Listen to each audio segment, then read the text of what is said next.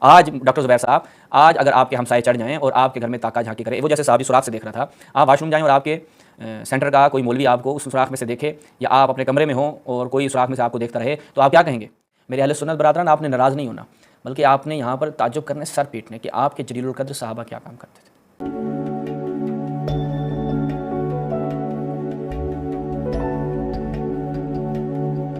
اعوذ باللہ من الشیطان الرجیم، بسم اللہ الرحمن الرحیم۔ ولیسر اردو یوٹیوب چینل کے پلیٹ فارم سے آپ تمام ناظرین کی خدمت میں السلام علیکم ورحمۃ اللہ۔ ڈاکٹر زبیر صاحب نے اہل تشیع کے راویان، یعنی جو احادیث کے راویان ہیں مکتب اہل بیت کے، ان کے حوالے سے کلام کیا۔ دو قسطیں ہم اس پر بیان کر چکے ہیں، ہمارے اپنے چینل پر موجود ہیں وہ دو کلپ، وہ دو قسطیں آپ وہاں پہ ملاحظہ کر سکتے ہیں۔ ہم نے چاہا کہ اس پلیٹ فارم سے بھی ڈاکٹر صاحب کی خدمت میں کچھ معروضات پیش کی جائیں اور بتایا جائے کہ جن کے اپنے گھر شیشے کے ہوتے ہیں وہ دوسروں کے گھروں پر پتھر نہیں مارتے۔ آپ کے اپنے گھر کے کیا حالات ہیں، آپ کے اپنے ہاں، آپ نے تو راویوں کے متعلق وہاں سے بیان کیا اور وہ مجہول راوی تھے، ضعیف احادیث سے آپ نے استدلال کیا، لیکن یہاں پر معاملہ برعکس ہے۔ یہاں پر نہ تو روایات ضعیف ہیں اور نہ ہی عام راوی ہیں۔ اہل تشیع نے کہیں پر بھی یہ دعویٰ نہیں کیا کہ ہمارے جتنے بھی روات ہیں وہ سارے کے سارے عادل ہیں، بہشتی ہیں، جیسا کہ آپ کا دعویٰ ہے کہ تمام کے تمام صحابہ عادل اور بہشتی ہیں، اور آپ کے نزدیک یہ امنا ہیں، یہ امین ہیں، یہ محافظ دین ہیں اور ناقل دین ہیں بعد از پیغمبر۔ آپ کے پاس دین لینے کے لیے جو ریسورسز ہیں وہ یہی صحابہ ہیں، اس کے علاوہ آپ کے پاس کچھ نہیں ہے۔ ہماری جانب اگر آیا جائے تو وہاں پر راویان حدیث کے بارے میں ہمارا ایسا دعویٰ نہیں ہے۔ تو ایک تحقیقی جو تجزیہ ہوگا اس حوالے سے وہ یہ کہ دونوں طرف دیکھا جائے کہ دین لینے کے لیے جو ریسورسز ہیں ان کے بارے میں دونوں مکاتب فکر کا عقیدہ کیا ہے۔ تو زمین آسمان کا فرق ہے۔ تو یہ تقابل کرنا یہ نہایت ہی ایک غیر محققانہ، یعنی ہم کہہ سکتے ہیں کہ ڈاکٹر صاحب یہاں پر تعصب کا شکار ہوئے اور انہوں نے تحقیقی اور علم پر مبنی گفتگو کی بجائے تعصب پر مبنی گفتگو کی۔ لیکن ہم جو ہے وہ آپ ہی کی کتابوں سے علمی مطالب آپ کی خدمت میں پیش کریں گے اور آپ کو بتائیں گے کہ آپ کے جلیل القدر صحابہ وہ کس طرح کے تھے، ان کے کیا معاملات تھے۔ چلتے ہیں ڈاکٹر صاحب کی گفتگو سماعت فرمائیں، اور اس کے بعد آج جدید مطالب جو وہ ان دو قسطوں میں جو ہمارے چینل پہ اپلوڈ ہیں، ان دو قسطوں میں ہم نے یہ مطالب بیان نہیں کیے، یہاں پر جو بیان کیے جا رہے ہیں ولیسر یوٹیوب چینل سے جو بیان کیے جا رہے ہیں یہ جدید مطالب ہیں۔ تو چلتے ہیں ان کی گفتگو سنتے ہیں، پھر انشاءاللہ اس کے اوپر کلام کریں گے۔ ائمہ نے بڑی تنقید کی ہوئی ہے اپنے راویوں کے اعمال اور افعال پہ۔ اب یہ رجال کشی جو ہے نقشہ کھینچتی ہے راویوں کا۔ دیکھیں، رجال کشی کی روایات نہیں ہیں ڈاکٹر زبیر صاحب۔ اگر آپ کتاب کو ٹھیک سے دیکھ لیتے، تھوڑی سی دقت فرما لیتے، تو آپ کو معلوم ہو جاتا کہ یہ رجال کشی کی روایات نہیں ہیں۔ یہ 5ویں جلد جہاں سے آپ یہ پڑھ رہے ہیں اس کے مقدمے میں جو ایک مجہول محقق ہے اس نے کچھ روایات نقل کی ہیں، اور وہ دیگر منابع دیگر کتب سے روایات نقل کی ہیں۔ رجال کشی کی یہ روایات نہیں ہیں، اور روایات کی اگر سند کی بات کی جائے ضعیف ہیں سب۔ اور اس کے علاوہ جو راویان حدیث جن کے اوپر آپ نے کلام کیا، جن کو متہم کیا اور جن کی اخلاقی گراوٹ کو آپ بیان کر رہے ہیں، وہ تمام کے تمام ضعیف اور مجہول روات ہیں۔ وہ ایسے روات نہیں ہیں کہ جو تشیع کے ہاں جلیل القدر شمار ہوتے ہوں، وہ تشیع کے ہاں ایک آپ کہہ سکتے ہیں کہ بطور خاص ان کا کوئی مقام ہو، وہ ایسے روات نہیں ہیں۔ لیکن اس کے برعکس جو آج میں آپ کی خدمت پیش کروں گا وہ سب آپ کے ہاں ماشاءاللہ سے ماشاءاللہ دین کے ستون ہیں، دین کے پلر ہیں۔ سنیں جی، ٹھیک ہے، یہ جلد 5 ہے، صفحہ نمبر 10 ہے، ٹھیک ہے۔ انہوں نے تو ٹائٹل دے دیا راویوں کی عملی تربیت۔ ذرا اس ٹائٹل کو ذہن میں رکھیے گا۔ امام صاحب جو ہے وہ راویوں کی عملی تربیت کر رہے ہیں، اور اللہ کے بندو یہ باتیں نقل کرنے کی کیا ضرورت تھی؟ اللہ کے بندو یہ باتیں نقل کرنے کی کیا ضرورت تھی؟ اب وہ روایت جو ہے بیان کرتے ہیں کہ بھائی ایک راوی تھا، اس نے خاتون کے سینے پہ ہاتھ رکھا، امام کے پاس گیا تو امام نے اسے کہا توبہ کرو۔ دیکھیں، جہاں تک ہمارے ائمہ کی تعلیمات ہیں تو ائمہ کی تعلیمات یہ ہیں کہ وہ بھائی کوئی بھی شخص ہے کوئی برا کام کر رہا ہے تو ہم نے راویوں کے متعلق عصمت کا دعویٰ تو کیا نہیں ہے، تو امام نے اسے منع کیا کہ بھائی توبہ کرو، تم نے جو یہ عمل کیا ہے یہ شایان شان نہیں ہے، ایک شیعہ علی کے شایان شان نہیں ہے۔ ٹھیک ہے، پہلی چیز یہ آپ کو اعتراض تھا نقل کرنے کی کیا ضرورت تھی۔ تو ڈاکٹر زبیر صاحب میں یہ سوال آپ سے بھی پوچھوں گا کہ واقعاً نقل کرنے کی کیا ضرورت تھی۔ اب ہم چلتے ہیں آپ ہی کی کتب کی جانب، دیکھتے ہیں وہاں پر صحابہ کیا کرتے تھے۔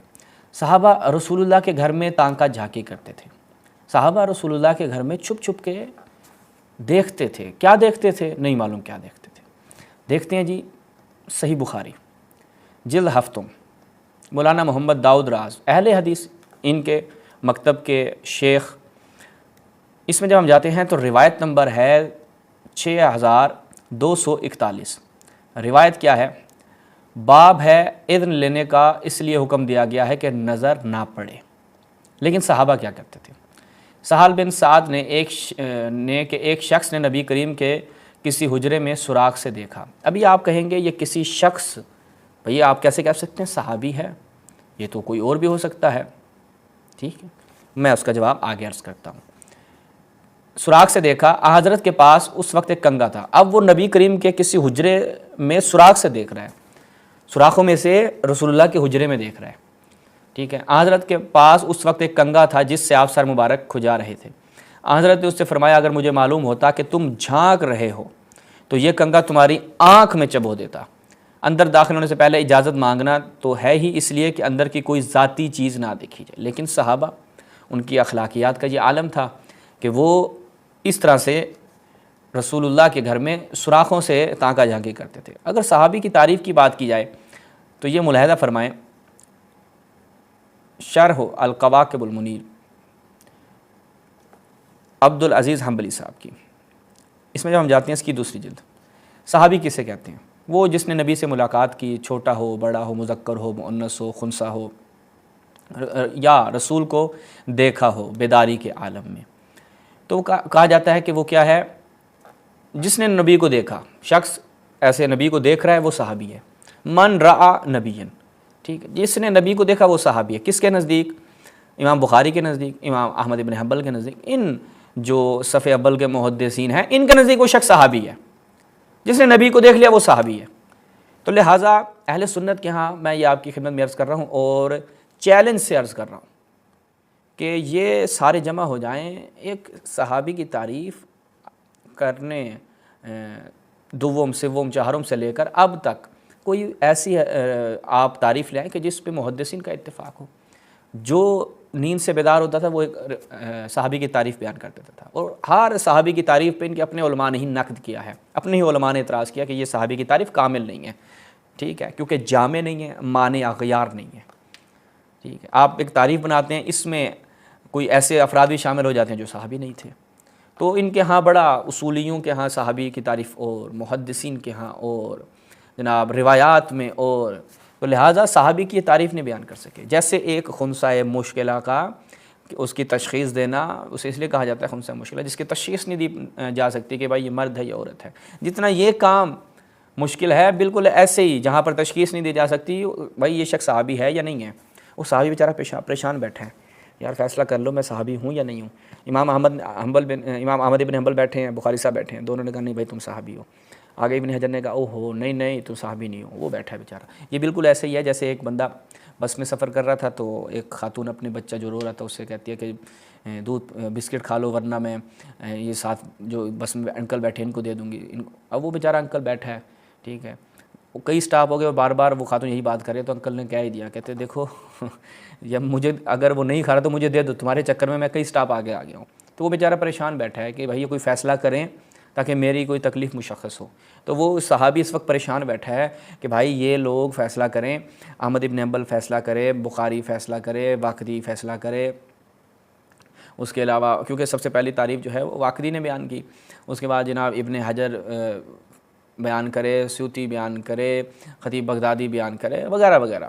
یہ فیصلہ نہیں ہو پا رہا کہ بھائی صحابی ہوتا کون ہے. تو لہٰذا کہتے ھذا ھو المختار فی تفسیر الصحابی وہو ما ذہب الیہ الامام احمد رضی اللہ عنہ وصحبہ البخاری وغیرہم، کہ یہ وہی تعریف ہے کہ جس نے رسول کو دیکھا بیداری کے عالم میں، چھوٹا ہو بڑا ہو وغیرہ وغیرہ. ٹھیک ہے، تو وہ صحابی ہوتا ہے. تو لہٰذا یہاں پر جو شخص آیا کہ جس نے وہ رسول کو دیکھتا تھا، چھپ کے دیکھتا تھا، تو وہ صحابی ہے. اس تعریف کے مطابق وہ صحابی ہے. ٹھیک ہے، یہ پہلا نقطہ. تو یہ صحابی رسول کے گھر تانکا جھانکی کرتے تھے. اچھا، اب آ جائیں آپ کے وہ صحابی کے جن کے بارے میں کہا گیا کہ جناب عبداللہ ابن عمر اور اتقا، ٹھیک ہے، با تقوی جو ہے وہ شخص ہے. صحیح بخاری، مولانا محمد داؤد راز صاحب کی ترجمہ تشریح. اس میں جب ہم جاتے ہیں تو ملاحظہ فرمائیں۔ عبداللہ ابن عمر سے روایت کرتے ہیں کہ ایک دن اپنی بہن اور رسول کی اہلیہ محترمہ حفصہ کے مکان کی چھت پر اپنی کسی ضرورت سے چڑھا تو مجھے رسول اللہ قضائے حاجت کرتے وقت قبلہ کی طرف پشت اور شام کی طرف منہ کیے ہوئے نظر آئے۔ یعنی عبداللہ ابن عمر صاحب اپنے گھر کی چھت پہ چڑھے، رسول اللہ کو دیکھ رہے ہیں، وہ گھر میں ہیں جناب حفصہ کے، اور وہاں پر ان کو قضائے حاجت کرتے ہوئے دیکھ رہے ہیں۔ قضائے حاجت آپ سمجھتے ہیں؟ واش روم، عام عوام کے لیے، یعنی رسول اللہ کو واش روم کرتے ہوئے کون؟ جناب عبداللہ ابن عمر دیکھ رہے ہیں، اور یہ لوگ اس کو نقل بھی کر رہے ہیں خیر سے، ٹھیک ہے۔ آگے دیکھیں، بڑا پیارا نقطہ ہے۔ پھر یہی روایت کہ ایک دن میں اپنے گھر کی چھت پر چڑھا تو مجھے رسول اللہ 2 اینٹوں پر قضاء حاجت کے وقت بیت المقدس کی طرف منہ کیے ہوئے نظر آئے۔ یعنی عبداللہ ابن عمر صاحب نے اتنی دقت کے ساتھ دیکھا کہ 2 اینٹوں پر رسول اللہ جو ہیں وہ قضاء حاجت فرما رہے ہیں، واش روم کر رہے ہیں۔ اب میں یعنی واقعاً بیان کرنا سخت ہے بھائی، یہ باتیں کیا نقل کرنے کی ضرورت تھی؟ اور یہ صحابہ جو ہیں وہ رسول اللہ کے اس مخصوص فعل کو اس طرح سے مشاہدہ کیا کرتے تھے۔ یہ اخلاقیات ہیں۔ یہ آج ڈاکٹر زبیر صاحب، آج اگر آپ کے ہمسائے چڑھ جائیں اور آپ کے گھر میں تاکہ جھانکی کرے، وہ جیسے صحابی سوراخ سے دیکھ رہا تھا، آپ واش روم جائیں اور آپ کے سینٹر کا کوئی مولوی آپ کو اس سوراخ میں سے دیکھے، یا آپ اپنے کمرے میں ہوں اور کوئی سوراخ میں سے آپ کو دیکھتا رہے، تو آپ کیا کہیں گے؟ اس کی آپ اخلاقی تربیت کے بارے میں آپ کیا کہیں گے؟ یہاں پر بھی کہیے جناب عبداللہ بن عمر کیا کر رہے ہیں۔ اگر آپ واش روم میں بیٹھے ہوں اور کوئی شخص سامنے سے فلیٹ اور آپ کے وہاں سے کوئی حساب کتاب بنا اور وہ آپ کو دیکھ رہا اور آپ کو پتہ چل جائے فلاں بندہ مجھے واش روم میں بیٹھے دیکھا ہے، کموڈ پہ ڈاکٹر زبیر صاحب بیٹھے ہیں، تو آپ اس کے بارے میں کیا کہیں گے؟ تمہاری کیسی اخلاقی تربیت ہے؟ اگر تمہیں معلوم ہو گیا کہ کوئی شخص واش روم میں ہے، کوئی رفع حاجت کر رہا ہے، قضاء حاجت کر رہا ہے، جاؤ بھائی سائڈ پہ جاؤ، یہ کیا حرکت ہے؟ لیکن نہیں، وہ دیکھ رہے ہیں۔ آگے دیکھیں، حضرت عبداللہ بن عمر نے کبھی اپنے گھر کی چھت اور کبھی حفصہ کے گھر کی چھت کا ذکر کیا۔ اس کی حقیقت یہ ہے کہ گھر تو حضرت حفصہ ہی کا تھا۔ اچھا، وہ جو گھر تھا وہ جناب حفصہ کا کیسے ہو گیا؟ وہ تو رسول اللہ کا گھر تھا نا۔ مگر حضرت حفصہ کے انتقال کے بعد ورثے میں انہی کے پاس آ گیا۔ پہلے تو آپ ان کی ملکیت ثابت کریں گے، پھر آگے سے ان کی ورثہ بھی چل رہا ہے، ٹھیک ہے۔ رسول اللہ کے جو گھر تھے ان کو جناب آگے وراثت میں بھی چلایا جا رہا ہے۔ چلیں، یہ تو ایسے ہی حاشیے کے طور پر ہم نے یہاں پہ بیان کر دیا۔ تو یہ تھے صحابی کے جو رسول اللہ کو قضاء حاجت کے وقت دیکھا کرتے تھے۔ اب آ جائیں ایک اور صحابی، تعجب ہوگا آپ کو، ملاحظہ فرمائیں۔ تاریخ ابن کثیر، جس کے مقدمے میں ابن کثیر دمشقی جو شامی فکر کا تھا، بنو امیہ کی فکر کا تھا، ابن تیمیہ کے شاگردان میں سے نہایت قابل شاگرد جناب، ان کی کتاب ہے البدایہ والنہایہ، جس کا ترجمہ کیا تاریخ ابن کثیر کے نام سے۔ اس میں جب ہم جاتے ہیں تو اس کی جلد نمبر 4 حصہ 7 صفحہ نمبر 86 دیکھیے گا جناب۔ مغیرہ ابن شعبہ کون ہے؟ ان کے ہاں من کبار صحابہ، یہ جناب ان کے جلیل القدر صحابہ میں سے ہیں۔ خلاصہ کیا ہے؟ مترجم نے کیا کمال کیا۔ ام جمیل بنت افقم تھا، اس کا شوہر جو کہ بنو ثقیف سے تھا کا انتقال ہو چکا، شوہر مر چکا تھا۔ یہ عورت عمرہ اور اشراف کی عورتوں کے پاس آیا جایا کرتی تھی۔ مغیرہ بن شعبہ جو کہ بصرہ کے امیر تھے، ان کے گھر بھی آتی جاتی تھی۔ مغیرہ بن شعبہ کا مکان ابو بکرہ کے مکان کے سامنے تھا اور ان کے درمیان راستہ تھا اور دونوں گھروں میں آمنے سامنے روشن دان تھا۔ مغیرہ بن شعبہ اور ابو بکرہ میں چپ کلش رہتی تھی۔ ایک مرتبہ ابو بکرہ اور اپنے مکان میں بیٹھے کچھ لوگوں کے ساتھ اشراف کے بارے میں باہم گفتگو کر رہے تھے۔ اچانک ہوا کہ جھونکے سے روشن دان کا پٹ کھل گیا اور ابو بکرہ اسے بند کرنے کے لیے اٹھے۔ اب دیکھے گا ناظرین، ابو بکرہ کی اس طرف نظر پڑی تو دیکھا کہ وہ ایک عورت کے سینے اور رانوں کے درمیان بیٹھے ہیں۔ معذرت کے ساتھ میں واقعاً معذرت کرتا ہوں کہ یہ عبارت پڑھ رہا ہوں، لیکن حقیقت کو آپ لوگوں کے سامنے رکھنا ہے تو بیان کرنا پڑے گا۔ تو جناب اہل سنت کے جلیل القدر صحابی، کان من کبار صحابہ، سینیورانوں کے درمیان بیٹھے ہیں اور اس سے صحبت کر رہے ہیں. صحبت کا یہاں پر معنی ہے عین غین کر رہے ہیں. ابو بکرہ نے اپنے ساتھیوں سے کہا کہ آؤ میں اکیلا کیوں دیکھوں, بغیر ٹکٹ کے تم بھی آ جاؤ, اور اپنے امیر کو دیکھو وہ ام جمیل سے زنا کر رہے ہیں. اب صحبت کا معنی یہاں پہ کیا. لوگ کھڑے ہوئے اور دیکھا کہ وہ ایک عورت سے زنا کر رہے ہیں. انہوں نے ابو بکرہ سے کہا آپ کس بنا پر کہتے ہیں یہ ام جمیل ہے, حالانکہ دونوں کے سر دوسری طرف ہیں. ابو بکرہ نے کہا انتظار کرو, رکو ذرا, صبر کرو. جب وہ دونوں فارغ ہو گئے تو عورت کھڑی ہوئی. ابو بکرہ نے کہا یہ ام جمیل ہے. پس ان سب نے اپنے خیال کے مطابق اسے پہچان لیا. اس کے بعد جب مغیرہ بن شعبہ غسل کر کے نکلے تاکہ لوگوں کو نماز پڑھائیں تو ابو بکرہ نے انہیں آگے بڑھنے سے روک دیا. یہاں تک تھا, نہیں آگے بڑھیں. اسی صفحے پہ نیچے ملاحظہ کریں کیا کیا نقل ہوا ہے. خدا کے بندو یہ باتیں نقل کرنے کی کیا ضرورت تھی. حضرت عمر فاروق رضی اللہ عنہ نے ابو بکرہ سے شہادت لینے کا آغاز کیا. انہوں نے شہادت دی کہ میں نے ان کو ام جمیل کی ٹانگوں کے درمیان بیٹھے دیکھا ہے. بہت معذرت کے ساتھ یہ عبارت پڑھ رہا ہوں. یہ اس کے ساتھ اس طرح دخول و خروج کر رہے تھے جس طرح سرما دانی میں اس کی سلائی, وہ جو سرما دانی ہوتی ہے اس میں وہ آنکھ میں لگاتے ہیں نا, وہ اس کی بات کی جا رہی, اس کی سلائی داخل اور خارج ہوتی ہے جناب. یعنی اس قدر دقیق جناب ابو بکرہ کی جو ہے وہ نگاہ تھی. انہوں نے وہ سارا معاملہ بڑا باریکی سے دیکھا اور بڑی باریکی سے جناب عمر کے سامنے بیان کر دیا. یہ جناب کام کس نے کیا؟ یہ مغیرہ بن شعبہ صاحب نے. ٹھیک ہے, آگے سے پھر جناب وہ بات پوری تفصیل کے ساتھ. ٹھیک ہے, دیکھیں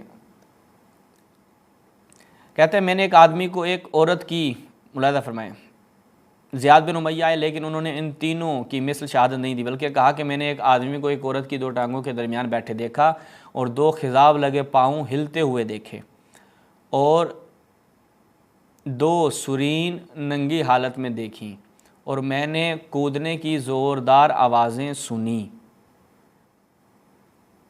حضرت عمر فاروق نے آگے سے پوچھا کہ تم نے اس طرح دیکھا جس طرح سرما دانی میں اس کی سلائی غائب ہوتی ہے؟ زیاد بن امیہ نے کہا نہیں.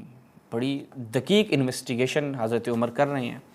ٹھیک ہے, تو اب وہ ظاہری بات ہے بھائی فیصلہ کرنا ہے, تو یہ مطالب نقل کرنے کی کیا ضرورت تھی؟ سوال ہمارا وہیں پر ہے. میں واقعاً معذرت چاہتا ہوں, خواتین سے معذرت چاہتا ہوں اور احباب سے معذرت چاہتا ہوں کہ میں مطالب نقل کرنے پہ مجبور ہوں, کیونکہ دیکھیں سامنے والے نے ہماری کتابوں سے ضعیف اور مجہول روایات کا سہارا لے کر مذہب تشیع کو ٹارگٹ کیا ہے. میں فقط اور فقط ان کی کتابوں سے یہ چیزیں بیان کر کے ان کو بتلا رہا ہوں کہ دیکھو مجبور نہیں کرو, ورنہ تمہاری کتابوں سے ایسی ایسی چیزیں, یہ دیکھو تمہارے مترجمین ہیں, کوئی رافضی نہیں ہے. میرے اہل سنت برادران آپ نے ناراض نہیں ہونا, بلکہ آپ نے یہاں پر تعجب کرنے, سر پیٹنے کہ آپ کے جلیل القدر صحابہ کیا کام کرتے تھے. ٹھیک ہے, تو یہ تشیع کو متہم کرنے کا مقام نہیں بلکہ سوچنے کا مقام ہے. تو اسی پہ ہم اجازت چاہیں گے, اس سے زیادہ میں اب بیان کرنے کا حوصلہ نہیں ہے. وہ کہتے ہیں نا آخری بند تے دعا, یہ آخری بند تے دعا والا حساب کتاب تھا. والسلام علیکم ورحمۃ اللہ.